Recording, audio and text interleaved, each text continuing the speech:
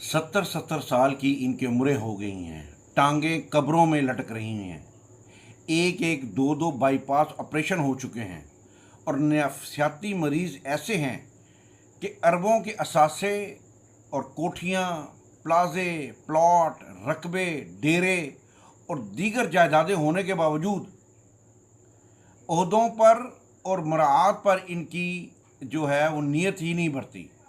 इसी तरह के लोगों के मतलब कुरान मजीद कहता है अल्हाकुमुत तकासुर हत्ता ज़ुरतुमुल मकाबिर।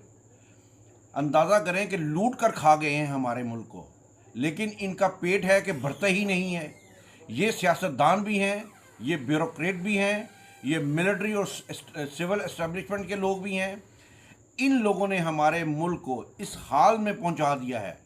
इतने इतने काबिल लोग होने के बावजूद, इतने अच्छे मौसम होने के बावजूद, इतनी ज़रख़ेज़ ज़मीन होने के बावजूद, इतने मादनी वसाइल होने के बावजूद ये मुल्क दूसरे दूसरे ममालिक का बाज गुजार बना हुआ है और हाथ फैलाए हुए है। कभी IMF और कभी वर्ल्ड बैंक की मिन्नतें करता है और भीख के नाम पर मिलने वाली जो इमदाद का कुछ हिस्सा मुल्क में लगाया जाता है और बाकी इसी तरह के अल्लल्लो थल्लल्लो में इन मरात में उजाड़ने के लिए लगा देते हैं।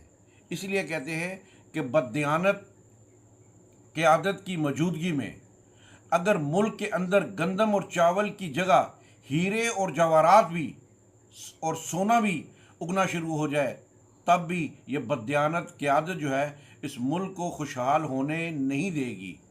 और इस वक्त हमारे मुल्क का यही हाल है और ये मुझे आपको बताने की ज़रूरत नहीं है।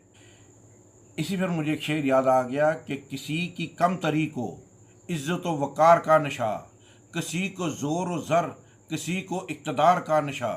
नशे में धत तमाम हैं, नशे तो सब हराम हैं। ये सब नशे उतार दो, मेरा वतन संवार दो।